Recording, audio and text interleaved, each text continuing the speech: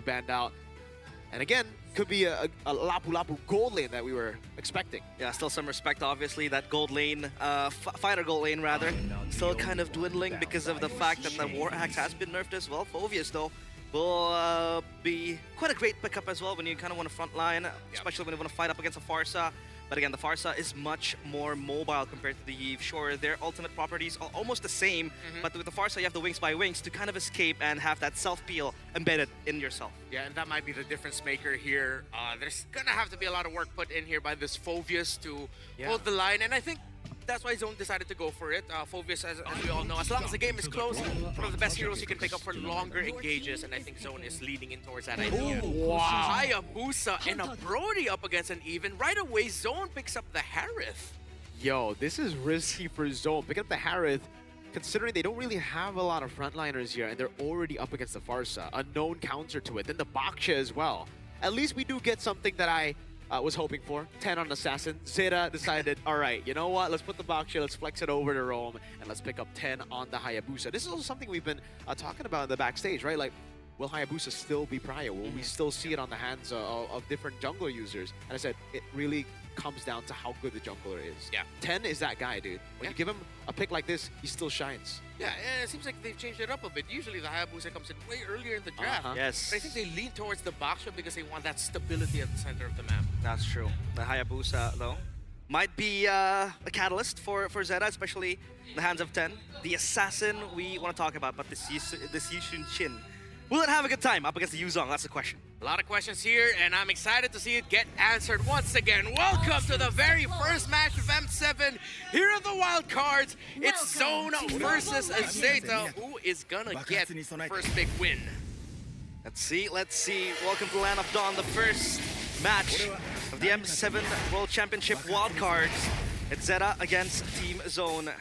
So it's all about the Zone and the Division for both teams. So we'll try to take those buffs quickly. Look at the rotations from Bright. Obviously, mid-prio will still be the name of the game with the minion changes as well earlier on today. Just controlling over Lethal Wanderer as well. Here's Xora. Gonna get it.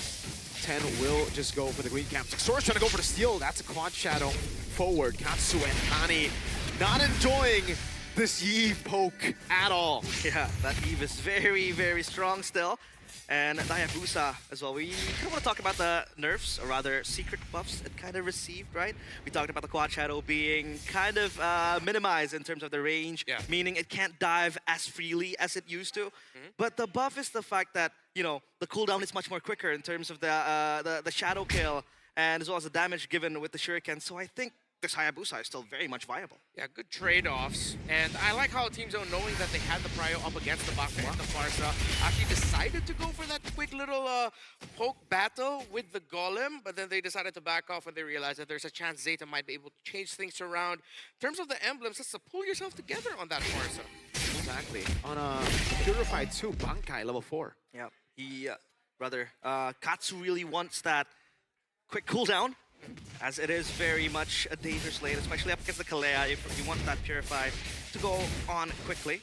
And the properties from Team Zone kind of pick off quickly with the Kalea is very much apparent. Now they want to get their hand, lay claim on the first objective. Kane is close by 10 as well, level 4. Instant zoning, Quad Shadow coming down 10. Oh, locked down by the Mountain Shocker. Xora picking up first blood and the Turtle Junichi. Now jumping over to Kenny, forcing the flicker out.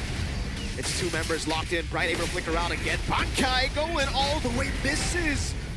The ability won't be able to jump in. Flickers out to safety and gets the regen on time. Oh my, 1-for-1, but Team Zone will come out on top. They have their hands on the turtle, and that was Junichi looking to change the tide of the war, but Bankai 1v1, Junichi, can he do it? He's got the passive Furious Dive over, solo kill up top. Junichi, all right. So we talked about the explosiveness of Bankai, but the Zeta division has some explosiveness as well on their side.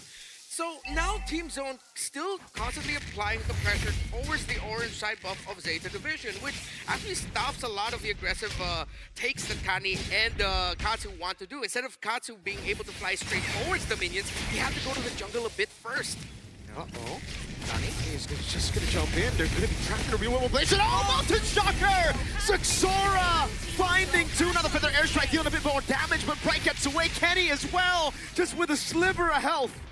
2 players with a sliver of HP, but that was Zora changing the tide with a single Mountain Shocker, traps 2, gets the kill, and then K is able to follow up. We talked about the fact that in this patch, that gold lane plays kind of in the more weak side approach. Yeah. But with the Harith having 1 kill in the 3rd minute of the game, it is not good news for Zeta Division. I think we got to see there what we were talking about earlier with Zeta Division. Really needs to reel it back in with the aggression. Now, that might have worked if they were playing in their qualifiers, but not against a team zone, and especially with ZX Aura in the jungle that you're going up against. I felt like that was his experience now showing up with how easily he was able to land that Mountain Shocker straight to the back. And as expected, it is the Hunter Strike, a rush there for ZX Aura in the jungle YSS. This Hayabusa is behind 0-2.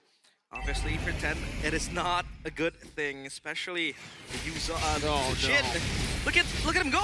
Yeah, you can purify out of CC, but not out of the damage of a basic attack of a snowballing Yisu Jin. That should be almost a solo down below. K really pushing it. Oh my. The team zone, this is the snowball we talked about. They can go quick and run away with this lead. The Zeta Division still scratching their heads. What can they do? Because as of now, the Brody's not really good to fight. Look at Zexora! That's gonna be an assault. Oh, actually, Zexora's caught here. Not enough peel. Minette finds a shutdown. And look at the follow-up, right? Able to flicker out. The RWM is doing a bit more damage here, but K can't really go for the siege on a Harith. Not the cleanest rotations that we're seeing here, or decisions for both teams. Up until, of course, ZX Aura decided to go for that dive. I think that was a heat check for him. Now, he has to reel it back just a little bit. Another thing about the rookies is the fact that they can really go fast. Yeah, they can go fast. They can also be punished very fast. Ooh, ooh. That's my point. When you have the lead, you play confident. But then, if you go overboard, this is the things that's gonna happen. They might crumble, but so far they're not crumbling because of the shakiness or the nervousness. It's because they can't really control themselves. Someone needs to keep them in check. Junichi, though, seems like he is currently the anchor for Zeta Division right now. And it seems like Kazu and Kani are catching up to his rotations and aggressions. So they're going to need to be able to continue that. While Team Zone still has control in the map here, what next does Zeta Division have to do so they can get a little bit more of a taste of the map control that Team Zone has more of? Yeah, they need to farm more, prepare themselves for a fight, and maybe utilize Junichi to open up the choke points in the map, because so far he is, like you said, the anchor of Zeta Division. He can fight, he can 1v2, possibly 1v3 as well, stall some time, buy some time, and then let the Brody farm more. Take a look at the swap in the lanes that they have made, and look at where Zeta Division is right now. They're pretty confident, taking control of that orange side jungle, and this kind of establishes some sort of control towards the second objective in the turtle. Honestly, the comp, the Dark Wave already forced to use Revitalize now. Black Dragon form already. That's gonna be Tsunami's family in answer to it, but they're gonna be caught in it. Kenny is able to dish out damage. Fears down the Petrify in the backline by Junichi, but look at K doing a heck of a lot of damage with Devon Force. Now moving Minette for the stacks down, but will get bursted. But Kai, together with Kenny, gets another, and they're all zoned away. 10 with a jump, but Zexora stays true to the red tree. Perfect 3 turtles on for Team Zone as Muy Minette gets bonked by Bankai. A Hail Mary play made by 10. TP back and get the turtle, but it's all down in vain. Team Zone, their blood's boiling, and their trigger fingers are happily shooting at Zeta Division. Okay, just looked like he had a grand old time in that last engagement, especially since he's playing under his own team's real-world manipulation, and without Katsu's feathered airstrike, that Harith is going to be free for most of the time. Even if he gets caught by a Petrify Furious Dive, he'll still be able to recover through that as long as he has his Zaman Force and he can freely hit. Zeta needs to recalibrate their team fighting and make sure that they put more difficulty for a Harith that will just run wild on them. Good reaction there. RWF who locks them down, zones them away, and look who's isolated. Kani all alone. Zexora with the time in the back, the Mountain Shocker, and now on Katsu almost finding a fadeaway. Not even the fighter can survive this damage. He is playing like a man possessed. Look at him go completely out of this world. Too confident for Zeta Division to handle, and look at Team Zone, 12 kills. The second tier turret in minute number 8. This is getting out of control for Zeta Division. Team Zone, and it's actually the YSS zoning the rest of the opponents. They got zoned for sure. That is insane. 6-2 and 5. This Yi Sun Shin, he's single-handedly making some really great individual decisions. That's just great for the whole team, and Zeta's just crumbling. Yep, the Black Dragon form was baited out. Junichi, I guess he was trying to predict a dive into the turret, but now it's all of the Holy Shields that were up, down. Up top, it's not taken down yet. They still have to get a tier 2. Now, we talked about Zeta Division's kind of win con is to kind of dive with the Eve, especially with the Black Dragon form. But we forgot that the RWM of the Eve is some sort of appeal tool as well. Yes. To enable the Harriet to move and bob and weave left and right to get the damage going. We talked about Team Zone not having enough frontliners, but their peel, in, away, damage peeling, right? You have Yi Sun Shin in and of itself is kind of peeling for the team too, especially when he's just gunning around with the Mountain Shocker too, and the Eve is just untouchable. 3-0 and 8. That RWM is zoning Zeta Division so far away in the back. Not even Junichi can reach Kenny. Yeah, Zeta Division will not be able to contest this Lord, while 10 tries to recover a little bit of map space here for the team by split pushing up top. Now, Team Zone, honestly, if they can continue to bait out the early Furious Dive Petrifies, they're going to be good, because that's Zeta Division's main tool of, as you mentioned, realize the peel, that crowd control, AoE that now, as we have seen it, a lot of times Team Zone actually just has way more of. There's too many AoE crowd control effects for Zeta to deal with, while Zeta really mainly only has that Yu Zhong combo. This is why we don't really see the Baksha in Rome as often anymore, right? Yeah. You just really lack the CC. You have to make up for the lack of CC in the late game, lack of sustainability when you're behind with early tempo, and they haven't done that. They're 9,000 gold behind.